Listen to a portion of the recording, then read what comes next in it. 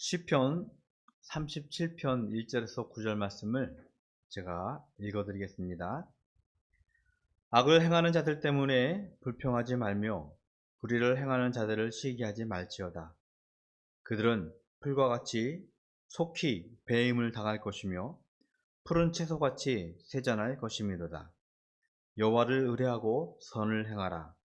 땅에 머무는 동안 그의 성실을 먹을거리로 삼을지어다. 또 여호와를 기뻐하라. 그가 내 마음의 소원을 내게 이루어 주시리로다. 내 길을 여호와께 맡기라. 그를 의지하면 그가 이루시고 내 의를 빛같이 나타내시며 내 공의를 정오의 빛같이 하시리로다. 여호와 앞에 잠잠하고 참고 기다리라. 자기 길이 형통하며 악한 꾀를 이루는 자 때문에 불평하지 말지어다. 분을 그치고 노를 버리며 불평하지 말라. 오히려 악을 만들 뿐이라. 진실로 악을 행하는 자들은 끊어질 것이나 여호와를 소망하는 자들은 땅을 차지하리로다. 아멘. 권선징악이라는 단어 알아요? 권선징악. 선을 권하고 악을 이렇게 심판한다라는 뜻입니다. 비단 어린이 동화책뿐만 아니라 오랜 시간 문학 장르의 중요한 주제였어요. 그리고 도덕을 가르치는, 윤리를 가르치는, 선을 우리가 굉장히 중요시하는 단어이기도 합니다. 저희가 알고 있는 여러 동화책들이 있는데 구체적으로 말씀을 못 드리겠지만 살펴보다 보니까 원작이 갖고 있는 결말은 조금 다르다고 합니다. 우리가 알고 있는 동화책. 하지만 거기서 주로 담고 있는 것은 권선징악, 주인공이 끝내는 성공하고 회복하면서 악인은 심판받는 그런 주제로 이 단어가 많이 사용되어지고 있는데, 우리 사회가 많이 다양화되어지면서 이 권선징악이 어린이들이 주로 보는 동화책, 그리고 오래된 클래식 문학의 어떤 주제로서 좀 진부해 보인다고 할까요? 하면서 좀 이 말이 더 이상 제한적으로 사용되는 경우들도 종종 있는 것 같아요. 어디서 볼 수 있냐면 영화라든지 보면 예전처럼 끝내 주인공이 이기고 승리하고 하는 것보다는 다른 결말을 내는 것이 종종 있는 것 같기도 합니다. 그 이유는요, 우리 현실이 동화책에서 나오는 것처럼 문학에서 나오는 이야기인 것처럼 너무나 다르기 때문이에요. 주인공이 혹은 선이 흥하고 권해지는 것이 아니라 오히려 악인이 성공하고 번성하는 듯한 우리의 모습을 볼 수 있기 때문입니다. 실제로 악인의 번성 앞에서 우리는 굉장히 무기력해 보일 때가 있습니다. 매스컴을 통해서 듣는 소식들 한번 보세요. 사기를 친다고 하나요? 도둑질한다고 하나요? 그리고 이렇게 표현하면 어떨까? 세금 같은 거 안 내고 떵떵거리게 잘 사는 사람들 많잖아요. 그러고 보면서 너무나 무기력해요. 법도 잘 지키고 하라는 대로 잘하고 선하게 살려고 하는 우리들은 그들에 비해서 너무 무기력해 보이고, 이 권선징악이라는 말이 더 이상 우리와는 상관없는 듯한 느낌으로 와 닿을 때가 있음을 우리는 발견하게 되어집니다. 골리앗과 싸웠던 장군이 누구죠? 장군이랄까? 어린 소년? 다윗. 다윗이 골리앗과 전쟁을 해서 이깁니다. 그러자 이스라엘의 관심이 당시의 왕이었던, 당시에 제일 존경을 받고 있었던 사울에게서 다윗에게로 옮겨지게 되어집니다. 다윗은 많은 사람들의 주목을 받게 되어져요. 그런데 놀라운 것은 이스라엘의 관심뿐만 아니라 사울의 시기와 질투를 더불어 받게 되어져요. 실제로 다윗은 사울의 사위였어요. 사울의 딸 미갈과 결혼을 하는, 자신의 딸과 결혼한 사위였어요. 그러나 사울은 다윗을 시기하고 질투하면서 그를 죽이려고 하고, 그래서 어쩔 수 없이 다윗은 아버지 같은 사울에게서 피해서 자신의 목숨을 연명해야 하는 굉장히 고달픈 삶을 살게 되어집니다. 하나님을 끝까지 신뢰했던 다윗의 모습과 악을 행했던 사울의 모습을 보면서 선을 행하려 했던 이는 무기력해 보이게 막 처참하게 무너지고, 악을 행하는 다윗은 세상의 제일 큰 권력자로서 성공해 보이는 듯한 모습을 성경에서 잠깐 우리들에게 보여주기도 합니다. 말씀드린 대로 권선징악의 동화책은요, 현실과는 다르다는 무기력함 때문에 악인의 불의, 그것을 번성을 보면서 우리는 너무 진부해 보인다는 느낌을 갖게 되어집니다. 그런데 더 놀라운 것은, 더 우리가 왜 이럴까라고 하는 것은, 이런 악인의 번성 앞에서, 악인의 성공 앞에서 하나님이 아무런 반응 없이 잠잠히 계시는 것처럼 보이기 때문이에요.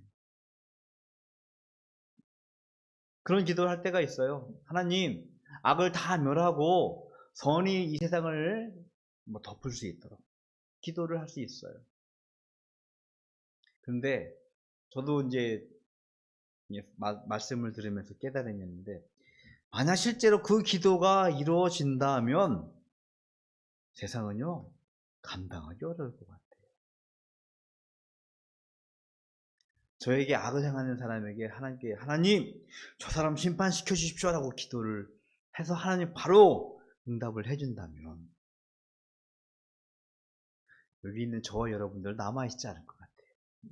왜냐하면은 우리도 실수할 때 있잖아요. 우리 친구들에게, 우리 이웃들에게 나도 모르게 실수할 때 있어요. 근데 그 사람이 기도해서 하나님 저 사람 심판시켜 주세요라고 하면 우리도 하나님의 심판받고 그 자리에서 없어질지 모르기 때문입니다. 그래서 그런지 다윗은 우리에게 이렇게 권면을 합니다. 1절이에요. 악을 행하는 자들 때문에 불평하지 말며 불의를 행하는 자들을 시기하지 말라고. 그리고 7절에서 말씀합니다. 여호와 앞에 잠잠하고 참고 기다리라고. 왜? 하나님이 그들을 심판하실 것이라고 분명하게 약속하고 계십니다.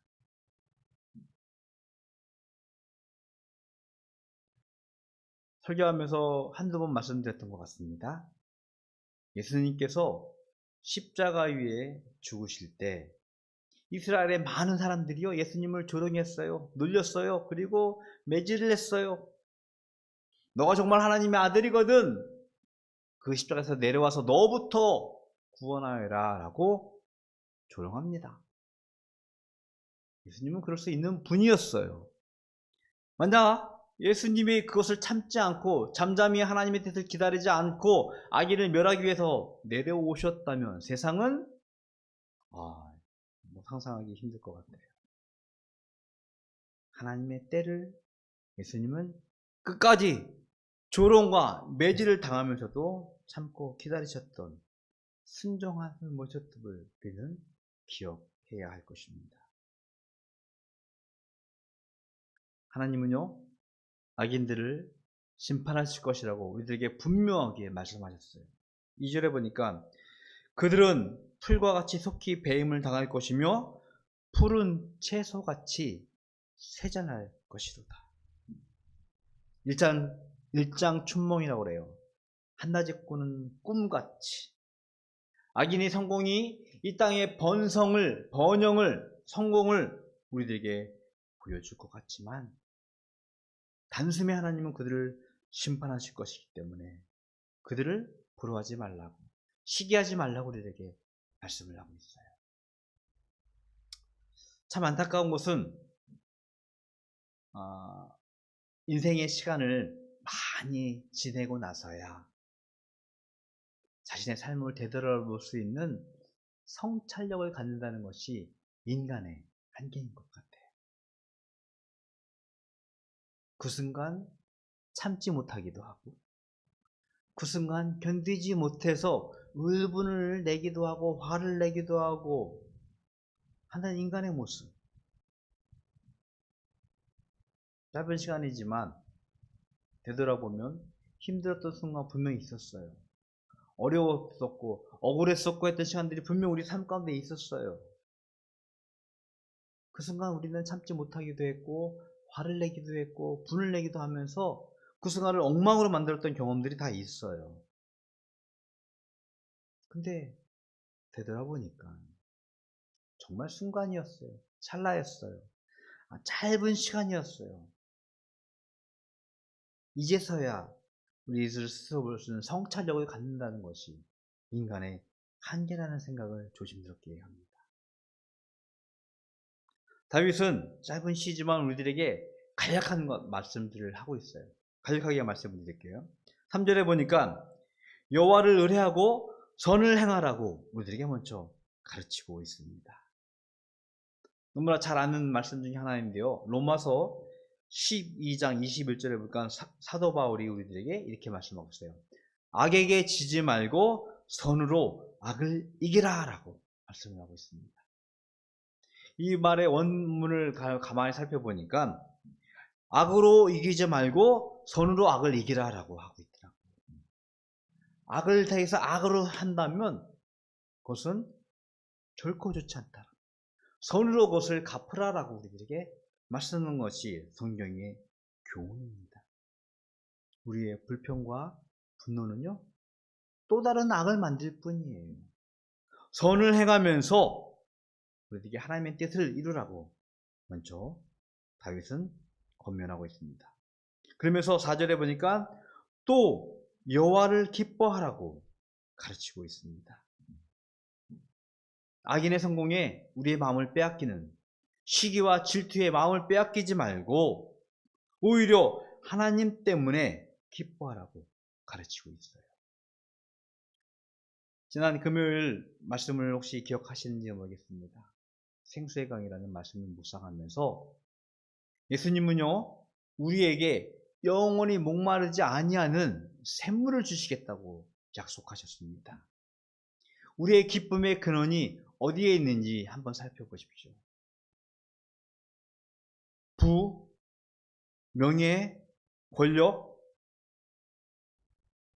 그것이 우리에게 영원한 기쁨을 줄 수 있을까요?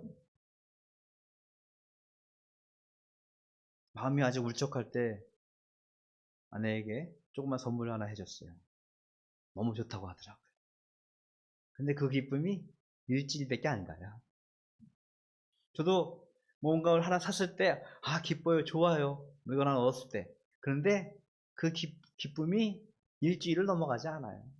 그내 이내 시큰둥해지는 것이 우리 인간의 모습이에요. 우리의 기쁨의 근원은 세상에 있지 않습니다. 다윗은 우리에게 명령합니다. 여호와를 기뻐하라. 우리의 참된 기쁨은 오직 하나님이심을 인정할 수 있기를, 고백할 수 있기를 주님의 이름으로 축복을 드리겠습니다. 마지막으로 다윗은요, 우리들에게 권면합니다. 우리의 길을 여호와께 맡기라고 5절에서 말씀을 하고 있습니다. 이 말씀을 생각해 보면서 이런 생각을 해봤어요. 우리 삶의 운전자는 누구인가? 저도 면허가 있고 우리 아내도 면허가 있습니다. 오히려 아내가 제 면허증보다 더 빨라요. 1년 빨리 면허증을 땄어요. 근데 우리 아이들은 아빠가 운전하는 게 좋아, 엄마가 운전하는 거 보면은 아빠요 라고 합니다. 왜냐하면은 엄마는 좀 미숙하기 때문에, 아빠는 많이 했기 때문에. 여러분, 우리를 가장 잘 알고 우리를 처음부터 끝까지 인생의 계획을 갖고 계신 분이 누구일까? 그것은요, 우리를 만드신 하나님이에요. 나를 가장 잘 아시기 때문에, 내가 어떤 길을 가야 할지를, 최종의 목적지를 잘 아시기 때문에 그가 운전하는, 그가 인도하는 차를 탄다면 우리는 안전하고 또 신속하게 삶의 길을 걸어갈 줄로 믿습니다. 우리를 창조하시고 우리를 잘 아는 하나님이 우리의 길을 맡을 수 있는 그런 믿음의 삶을 살아갈 수 있기를 주님의 이름으로 축복을 드리겠습니다. 다윗은요, 이 짧은 시를 통해서 권면을 하고 있습니다. 실제로 이 시편 37편은요, 답관체라고 표현을 하고 있는데 매우 특이한 구조를 가지고 있어요. 우리로 표현한다면 기역, 니은, 디귿 같은 히브리어의 알파벳을 가지고 두 절씩 시를 만든 거예요. 그리고 이 시를 가지고 교육하기 위해서 이 시를 지었다라고 학자들은 분석을 하고 있습니다. 이 답관체의 으뜸이라고 할까? 가장 저기한 것은 제 최고 멋있는 시는 시편 119편의 시예요.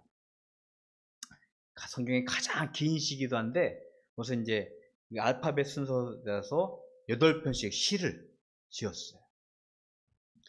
분명한 것은 이 시에는 하나님의 공의를, 하나님의 선을 가르치기 위한 교육용 시로 우리들에게 전시되어지고 있는데, 미래를 준비하는, 또 하나님의 선과 의를 가르치기 위해서 살아가는 하나님의 말씀이 담겨져 있는데, 우리가 이 말씀을 들으면서도 때로는 무기력하고 때로는 힘들어하는 이유가 처음에 말씀드린 것처럼 악인의 성공 때문에, 악운의 번성 때문에 가지고 있는, 현재 살고 있는 우리의 무기력함일 거라는 생각을 조심스럽게 하게 되어집니다. 현재 번성하는 악인의 모습들, 성공하는 악인의 모습들, 잘못을 행함에도 불구하고 떵떵거리는 그 모습들을 보면서 안타까울 때가 있어요. 그러나 다시 한번 이 시편 기자는 우리들에게 권면합니다. 악인의 번성을 시기하지 말고 여호와를 기다리라고, 여호와를 소망하라고. 그 여호와를 소망하는 자에게, 기다리는 자에게 주실 복을 9절에서 말씀을 하고 있습니다. 9절에 보니까 진실로 악을 행하는 자들은 끊어질 것이나 여호와를 소망하는 자들은, 여호와를 기다리는 자들은 땅을 차지할 것이라고 말씀을 하고 있습니다. 성경 하나 읽을까요? 마태복음 5장 5절의 말씀이에요. 새번역이라는 또 다른 성경인데 제가 읽어드릴게요. 온유한 사람은 복이 있다. 그들이 땅을 차지할 것이다. 여러분, 땅은 좋은 거잖아요. 지금 땅 가지고 있는 사람은 부자예요. 그렇죠? 이 땅, 하나님께서 주시는 기업이에요. 하나님의 은혜예요. 여호와를 기다리는 자가 이 땅을 차지할 것이라고 우리들에게 약속하고 있습니다. 악인의 번성, 악인의 성공, 하나님이 그들을 심판하실 것이고 그들의 성공은 오래가지 못할 것임을 우리에게 분명 약속하고 있습니다. 하지만 하나님은 하나님 앞에 잠잠히 그의 때를 기다리고 그를 소망하는 자들에게 땅을 차지할 것이라는 복을 우리들에게 약속한 줄로 믿습니다. 여호와 앞에서 잠잠히 참고 기다리며 하나님이 주시는 형통, 그리고 온유한 자에게 주어지는 땅의 약속을 바랄 수 있는 모든 바닷교회 가족이 되기를 주님의 이름으로 축복을 드리겠습니다. 시편의 시는요, 이렇게 설교를 했지만 중용이 이 말씀을 잘 곡씹으면서 듣는 것도 은혜가 될 것 같아요. 설교를 마치면서 제가 이 시를 좀 뭐라고 할까, 다른 버전으로 번역한 부분을 읽어드리겠으면서 설교를 마치겠습니다. 조용히 이 시를, 이 말씀을 들으면서 하나님께서 우리에게 주시는 온유한 마음, 하나님께서 주시는, 하나님을 기다리는 소망하는 마음을 가질 수 있기를 주님의 이름으로 부탁드리겠습니다. 악인들 때문에 초조해하지 말아라. 죄인들 때문에 화를 내지 말아라. 저희들은 풀같이 속히 시들 것이며 푸른 풀처럼 마르리라. 주님을 신뢰하고 선을 행하여라. 그 땅에 머물며 마음을 바르게 하여라. 주님 안에서 즐거워하여라. 그가 너희 마음의 욕망을 내게 이루어 주시는도다. 주님께 너의 길을 맡겨라. 그를 신뢰하여라. 그러면 그가 내게 잘해 주시리라. 그는 너의 구원을 빛같이 내어 보내시리라. 너의 공의를 정오의 밝음 같게 하시리라. 주님 앞에 잠잠하고 그를 참고 기다려라.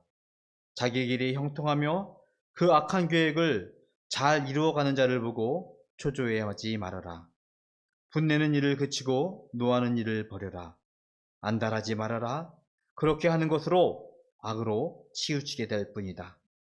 악인들은 멸망을 당할 것이나 주님을 기다리는 자는 땅을 유업으로 받을 것이다. 기도하겠습니다.